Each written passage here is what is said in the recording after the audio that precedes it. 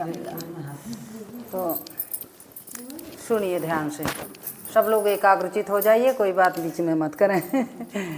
तो एक ब्राह्मण थे, परिवार था, गरीबी थी, तो मतलब उनके 2 बच्चे थे, ब्राह्मण और ब्राह्मणी रहते थे अपने गांव में। तो समय बीतता गया, वो मतलब यही जजमानी वगैरह करते थे, तो मतलब बरकत उनके घर में नहीं होती थी। यह हजून के लाम है, वह हजून चले, वह हजून के लाम है, वह हजून चले, मतलब आगे कुछ नहीं बढ़ता था। और धीरे धीरे लड़की सयानी हो गई, तो अब इनको चिंता हो गई इनकी मम्मी को कि मतलब अब क्या करें, लड़की सयानी हो रही है, मेरे पास कुछ है भी नहीं, और बेटा भी अभी नहीं कुछ कर रहा है, पढ़ाई लिखाई कर रहा है, करेंगे क्या, कहाँ से लड़की की शादी करेंगे, कहाँ से क्या होगा। तो अब खाने कट ही नहीं रहा था, जो कुछ लाते भिक्षाटन करके, जो भी करके, तो उतना होत कि 1 टाइम से 2 टाइम चल जाए, फिर काम वही, फिर वही गरीबी एकदम।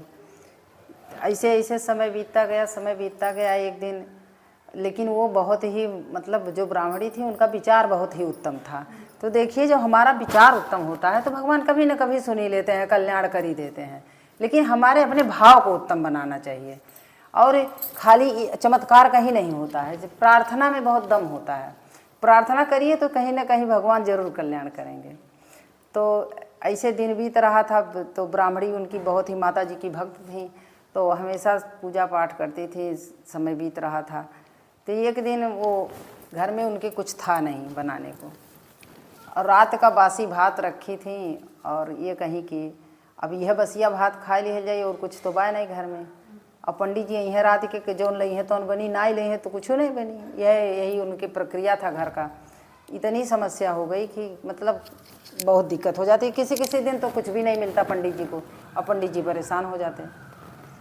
तो एक दिन की बात है कि उनकी बेटी बैठ के कुछ काम कर रही थी अपने बरामदे में, तो एक बूढ़ी माता आई, तो उन्होंने कहा कि अरे बिटिया, बड़ा भूख लगल बा, हमें कुछ खिलाई देती तो बहुत अच्छा रहा था। तो कहलिन, तो वो बेचारी सोचने लगी कि घर में तो कुछ है ही नहीं, घर आज खनवे नहीं बनल बा हमारे घरे, और भोजन बना नहीं तो का देवे नहीं हम बूढ़ी माई के। तो गईलिन मम्मी से, अपने माँ से कहलिन कि माँ, एक बूढ़ी माता आई हैं, वो तो कह रही हैं कि कुछ हमको भोजन दे दीजिए। तो कहलिन, बच्चा कुछ तो बाय नहीं, अब कहा दे दी।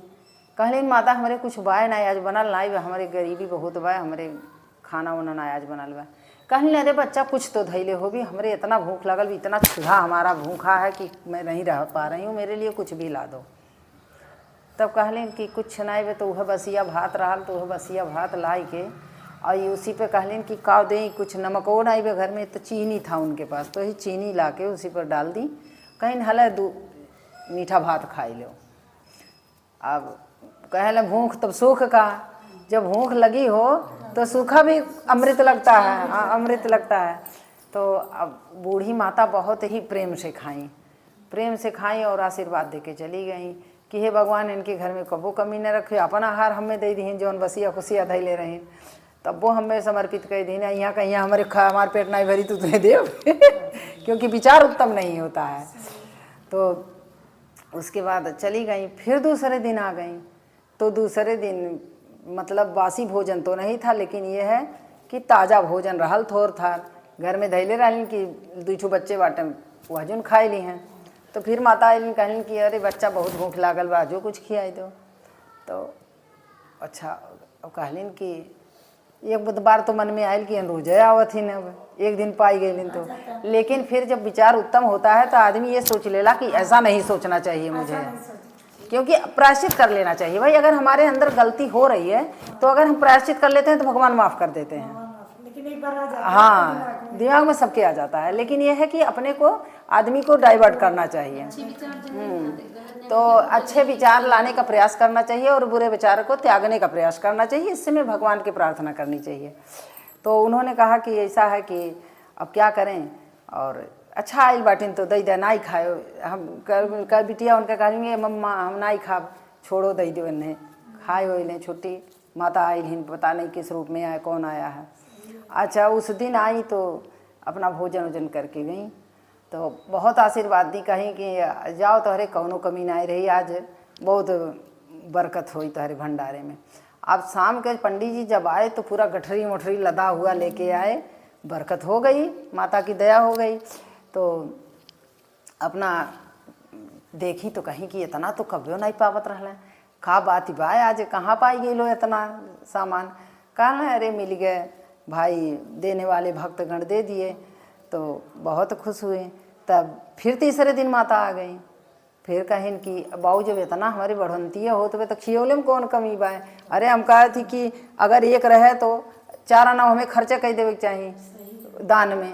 अगर हमारे पास 10 रुपया है तो जरूर 2 रुपया खर्च कर देवे चाहिए। ये नहीं कि जोड़ना चाहिए, अगर हम जोड़ेंगे तो कभी नहीं अटेगा।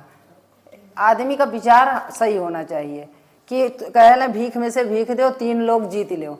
अगर हम भीख में से भी भीख दे देते हैं तो 3 लोग जीत लेते हैं। तो ये भावना होनी चाहिए इंसान के अंदर, तभी भगवान बढ़ाते हैं। हाँ हाँ, तो वही बात है। तो वो भिखिए में से तो भीख लेके गए ना, तो वो यही कहा गया है। तो इसलिए हमें विचार अपने भाव को हमेशा अच्छा रखना चाहिए। ये ना है कि दूसरे पाई खाए ली भधई ली भरी ली, हाँ, तो कुछ नहीं होना चाहिए, ऐसा विचार बिल्कुल नहीं आना चाहिए। तो उसके बाद अभी क्या करें, तो अब इनके घर उस दिन माता खा के फिर गई, फिर और बढ़ंती हुई, धीरे धीरे इतना धन दौलत इनके पास हो गया। तो कहीं कि एक दिन फिर माता आई, अब रोज़ आने लगी, रोज़ ये लोग खिलाने लगी। तो 56 भोग खिलाने लगे। भाई जब हमारे घर रहेगा तो विचार अगर अच्छा है तो बिल्कुल खाइए, कौन दिवाती है, हम 4 परिवार खा रहे हैं तो और खा लेंगे, क्या प्रॉब्लम है। तो माता खाई तो कहीं कि पूछन कि ये बतावल जाए माता जी आप हैं कौन। जब से आप हमारे घर आ रही तब से हमारे घर बहुत बढ़ंती हो रहा है।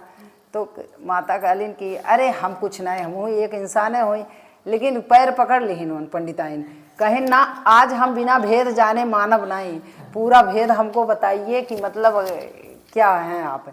कोई ना कोई देवता तो जरूर हैं, मनुष्य ऐसा नहीं कर सकता, मनुष्य के अंदर क्षमता ही नहीं है, और देव रूप में कोई आता है वही कर पाता है। तब माता ने बताया कि मैं चटपटा देवी हूँ और इंसान की परीक्षा लेती हूँ। जो हमारे भक्ति में उत्तीर्ण होता है हमारे परीक्षा में, उसको मैं माला माल कर देती हूँ। तो उनकी परीक्षा में उत्तीर्ण होइए और माला माल होइए। जय माता जी, जय आदिशक्ति माता।